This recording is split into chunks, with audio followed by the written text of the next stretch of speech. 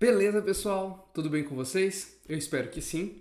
Eu estou aqui hoje para falar sobre espelhos esféricos. E para falar sobre espelhos esféricos, pessoal, eu gostaria de começar rapidinho aqui antes de entrar na aula em falar sobre os tipos de espelho e sua classificação. Quando a gente fala em espelho esférico, nós estamos falando de um espelho côncavo ou convexo. E rapidamente vamos entender o que é o espelho côncavo e o que é o convexo. Imagine uma superfície refletora como essa, ok? Imagine que a minha mão reflete tanto pelo lado de dentro quanto pelo lado de fora, como se fosse uma colher, ok? A parte de dentro é a parte que pega o alimento, a parte de fora é a outra parte, atrás da colher. Bom, toda vez que a parte refletora for a parte de dentro, nós temos um espelho côncavo. Toda vez que a parte refletora for a parte de fora, ok? Reflete na parte de fora, nós temos um espelho convexo. Então, toda vez que o raio luminoso vem e bate na parte interna, côncavo, o raio luminoso veio e bateu na parte externa, convexo. A bolinha de Natal, por exemplo, toda espelhada, é um espelho convexo. O espelho convexo ele é extremamente aplicado, pessoal, em lojas de segurança, porque diminui o tamanho da imagem. A gente já vai discutir sobre isso e vamos falar sobre a aplicação do espelho côncavo também, ok? Então, bora para a aula sobre espelhos esféricos. Espero que gostem. Valeu? Bom, bora falar sobre espelhos esféricos. Chama-se espelho esférico qualquer calota esférica polida com alto poder refletor, ou seja, um objeto redondo capaz de refletir ou na parte interna ou na sua parte externa. Fala assim calota, pessoal, porque a gente pega a parte inteira do círculo e faz um corte, uma calota, um pedaço, ok? E se esse pedaço refletir da parte externa, a gente já conversou, trata-se de um espelho convexo. Imagine que está refletindo do lado de dentro, seria um espelho côncavo. Bom, a colher, como eu citei por exemplo agora, é um tipo de espelho esférico, se ela estiver bem polida. Se ela estiver refletindo deste lado, ou seja, fora, ela é um espelho convexo. Já se ela estiver refletindo na parte interna, naquela parte que a gente pega o alimento, ela é um espelho côncavo. Depende de que lado os raios luminosos estão vindo e de que lado eu estou olhando nessa colher. Então, externo, convexo, interno, côncavo. Bem tranquilo, né? Os espelhos esféricos gaussianos obedecem duas leis. Primeiro, o ângulo de abertura da região do espelho na qual a luz incide não deve exceder 10 graus.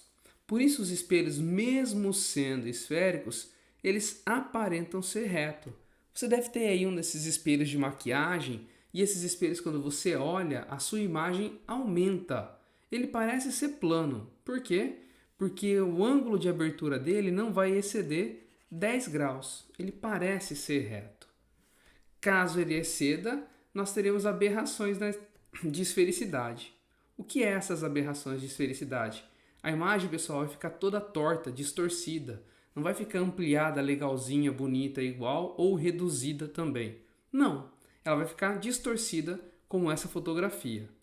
Caso seja utilizado realmente um espelho côncavo que obedeça essa relação do ângulo de abertura inferior a 10 graus, nós vamos ter aquela imagem ampliada, como eu conversei no estojinho de maquiagem. Aquele espelho do estojo de maquiagem, ele amplia a imagem.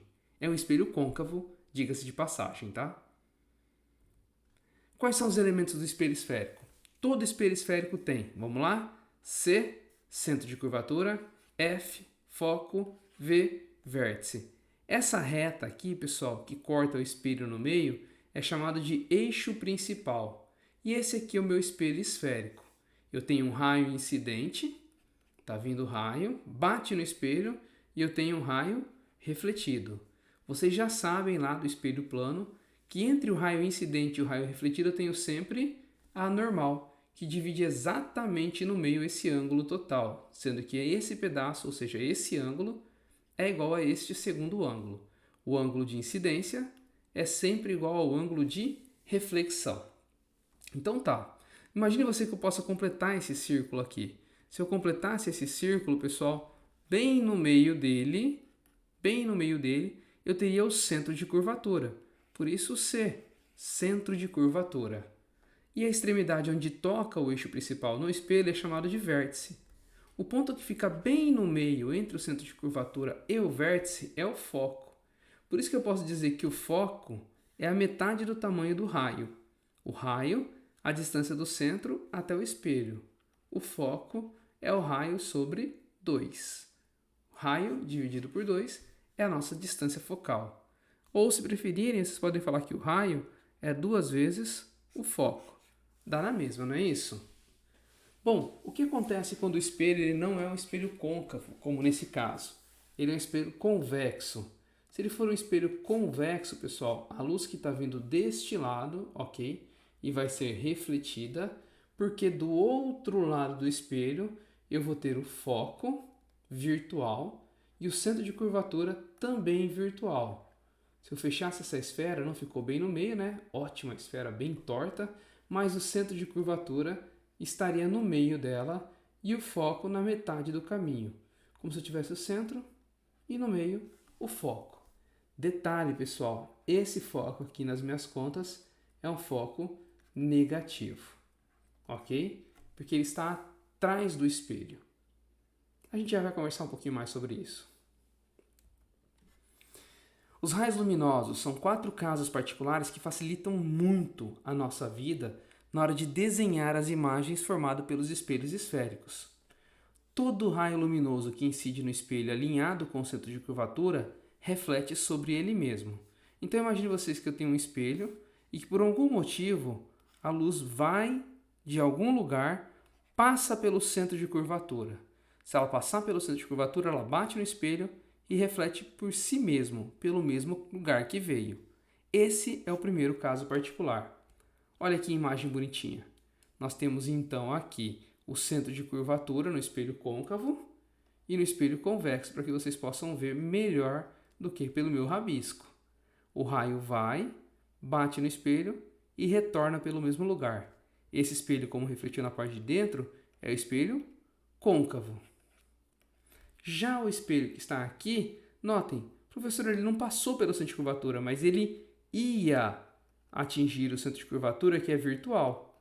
Que tipo de espelho é esse aqui? A parte interna não tem reflexão, tem reflexão na parte externa da calota. Então é um espelho convexo. Bate, volta pelo mesmo caminho. Esse é o primeiro caso particular. Raramente eu uso esse raio notável, tá? Já já eu mostro o que eu gosto mais. Segundo caso particular. Todo raio luminoso que incide no vértice do espelho gera um raio refletido simétrico. Como assim? Então imagine você que eu tenho aqui o eixo principal e ele bate no vértice do espelho.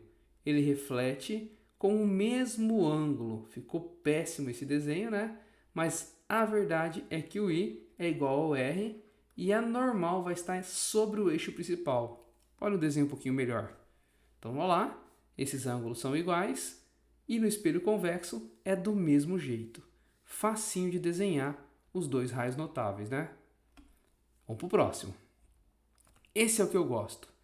Todo raio luminoso que incide paralelamente ao eixo principal reflete alinhado com o foco principal. Como assim? Então, de novo, está aí o meu espelho. Se ele vem paralelo ao eixo principal, ele bate no espelho e volta passando pelo foco. Então, veio paralelo, tem que retornar pelo foco. Esse é muito bom de se desenhar. Tá lá, veio paralelo, retorna pelo foco no espelho côncavo. E no convexo? No convexo é um pouquinho diferente, porque ele veio paralelo. Ele iria para o foco, mas ele não tem como ir porque o foco é virtual.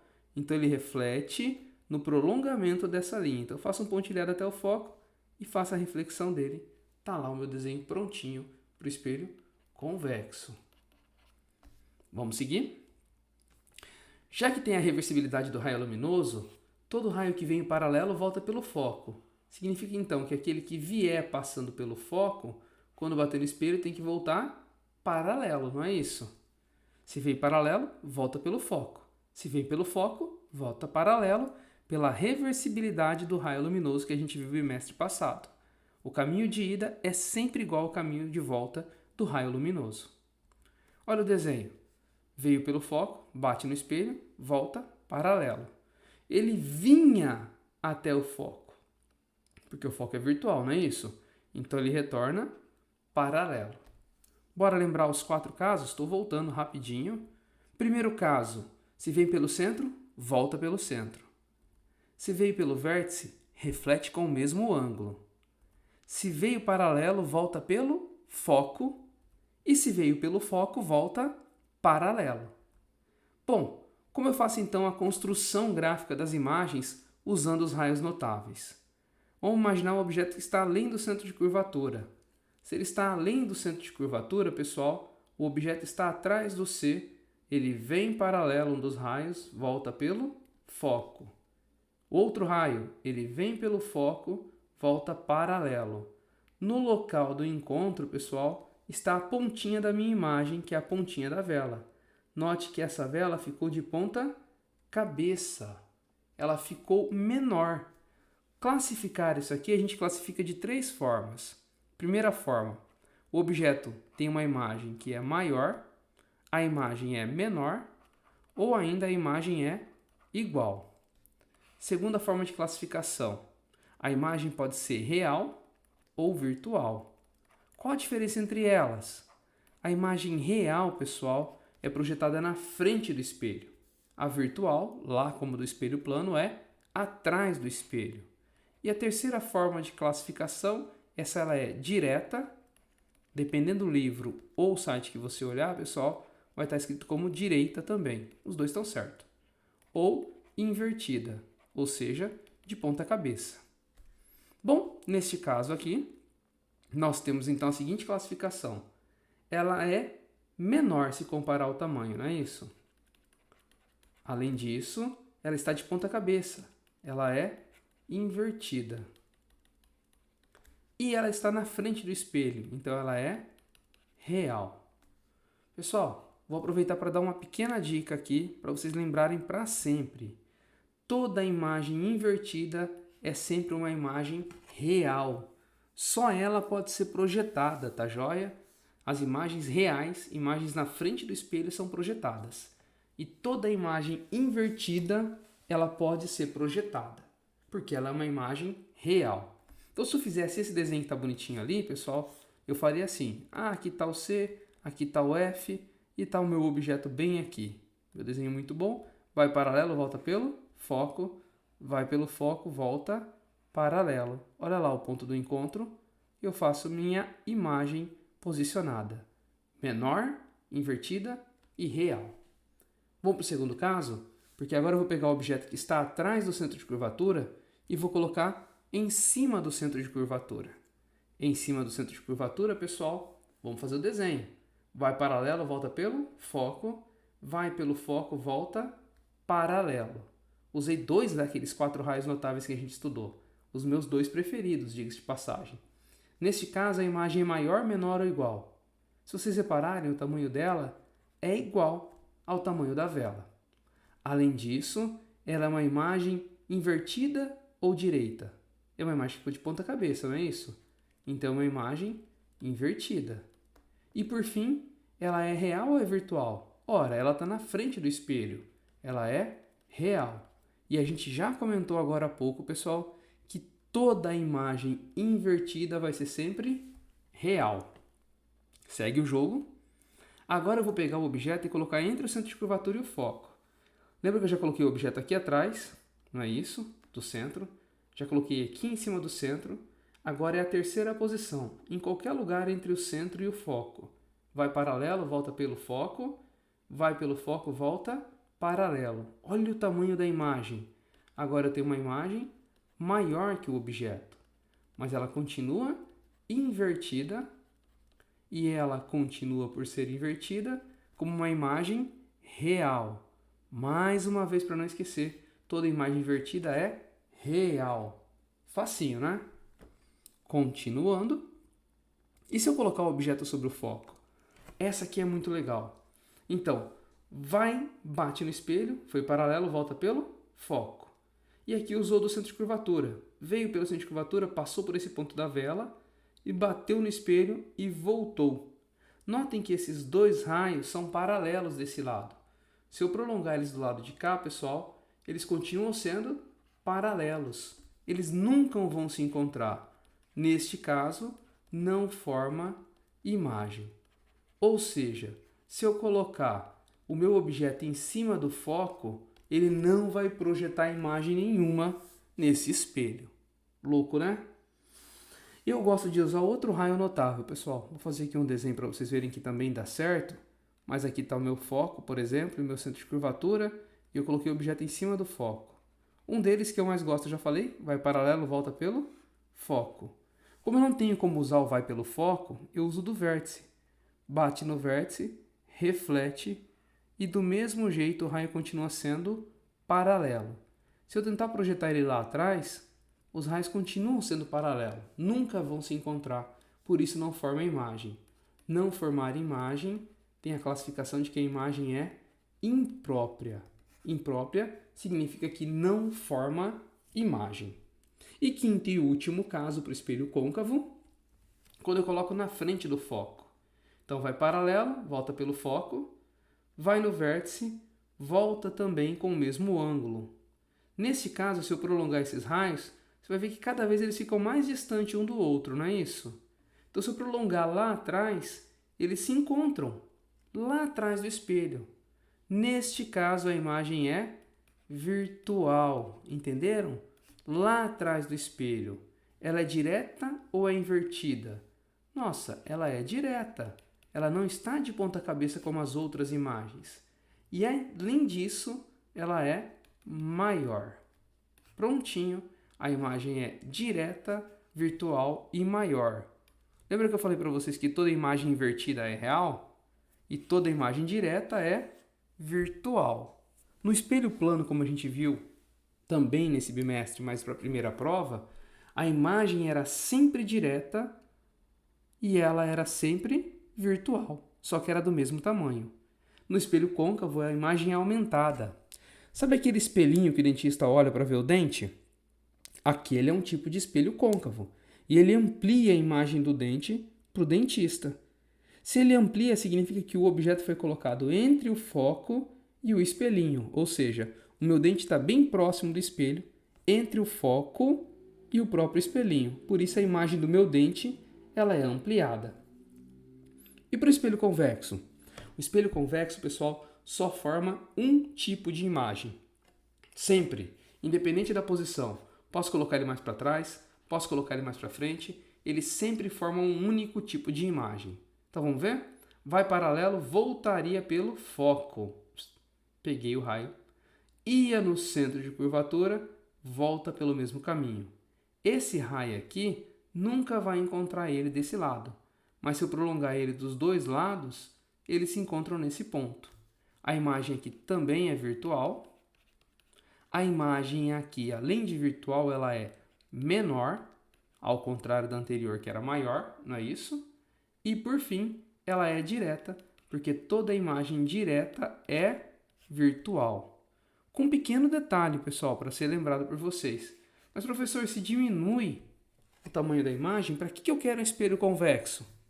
Bom, ele diminui o tamanho da imagem, mas amplia o campo visual. Aqueles espelhos redondos, dentro de ônibus geralmente, ou em lojas de conveniência, faz com que o campo visual seja ampliado e você consiga ver uma região maior dentro do estabelecimento. Por isso usa-se espelhos convexos nesses lugares, porque por mais que a imagem fique reduzida, o campo visual, ou seja, a quantidade de coisas que consigo ver pelo espelho, é ampliada. Beleza? Então, recapitulando e resumindo a formação de imagens, se eu coloco atrás do centro de curvatura, a imagem ela fica menor, perfeito, real e invertida. Se eu coloco em cima do centro de curvatura, ela fica igual, real e invertida. Se eu coloco entre o centro de curvatura e o foco, então na frente do centro de curvatura, ela agora passa a ser maior e continua sendo real e invertida. Notaram que nos três casos ela é real e invertida? Perfeito? Então, enquanto está atrás do foco, seja entre o foco e o centro de curvatura, em cima do centro de curvatura ou atrás do centro de curvatura, ela é sempre real e invertida. Se eu coloco em cima do foco, a gente já sabe que não forma imagem, não é isso? Por isso é chamada de imagem imprópria. Se eu coloco na frente do foco, finalmente eu tenho uma imagem maior, só que agora virtual e direta, ou direita, se preferirem, ok? E se eu coloco no espelho convexo, vou anotar aqui que esse é o convexo, só forma um tipo de imagem, não se esqueçam. O convexo só forma a imagem menor, além disso ela é virtual e direta, ou direita, como eu escrevi anteriormente. Beleza? Esse é o resumo. Ah, professor, mas e a parte matemática, não tem? Tem, é bem curtinha. Quando a gente faz estudo matemático, a gente tem que lembrar algumas relações. Além da distância focal, que é essa distância, além do raio de curvatura, que é essa distância, nós também temos o P. O P é a distância do objeto até o espelho. E o P', tá vendo a linha aqui em cima? É a distância da imagem até o espelho. Toda vez que o P' estiver atrás do espelho, ele vai ser negativo. Então, nas imagens virtuais, o P' é negativo. Nas imagens reais, o P' é positivo. O mesmo vale para o foco. O foco na frente do espelho é positivo.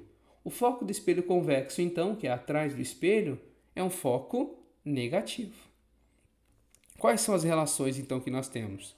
Nós temos a relação matemática de 1 sobre o foco é igual a 1 sobre P mais 1 sobre P'. Além disso, nós temos a equação do aumento, que pode ser descrita A é igual a I sobre O, tamanho da imagem sobre o tamanho do objeto, ou ainda A é igual a menos P' sobre P, ou seja, distância da imagem até o espelho sobre distância do objeto. Esse menos, pessoal, é da fórmula, tá? Sempre menos P' sobre P. E eu posso escrever, então, já que é a mesma coisa, I sobre O igual a menos P' sobre P. Também dá para escrever desse jeito. Vamos aos pequenos lembretes, pessoal. Quando nós falamos em espelhos, e aí vamos lembrar de um detalhe, o foco do espelho convexo, como eu conversei, é um foco negativo. O P' da imagem virtual, então o P' da imagem virtual, também vai ser sempre negativo. Além disso, na equação do aumento, pessoal, o A, esse cara aqui, toda vez que for de uma imagem invertida, então se a imagem for invertida, toda vez que ela for uma imagem invertida, o A também é negativo. Por que o A é negativo? Porque está de ponta cabeça. Por mais que ela tenha aumentado, ela ampliou para baixo. E o mais, pessoal, é tranquilo. O tamanho do objeto, o tamanho da imagem, isso não vai ter problema nenhum para a gente na hora de resolver os problemas. Perguntas? Fique à vontade para descrever aí e qualquer coisa se apoie na resolução dos exercícios. Lembrando, pessoal, que ao final desse vídeo tem o vídeo com a resolução dos exercícios que foi selecionado do livro. Espero que gostem dos exercícios selecionados e que consigam fazê-los acompanhando o vídeo. Não esqueçam de perguntar se chegou até aqui e gostou da aula. Capricha aí no like, dá aquela ajuda no canal. E eu espero vocês. Com qualquer dúvida, eu estou à disposição, tá bom? Um abraço e até mais.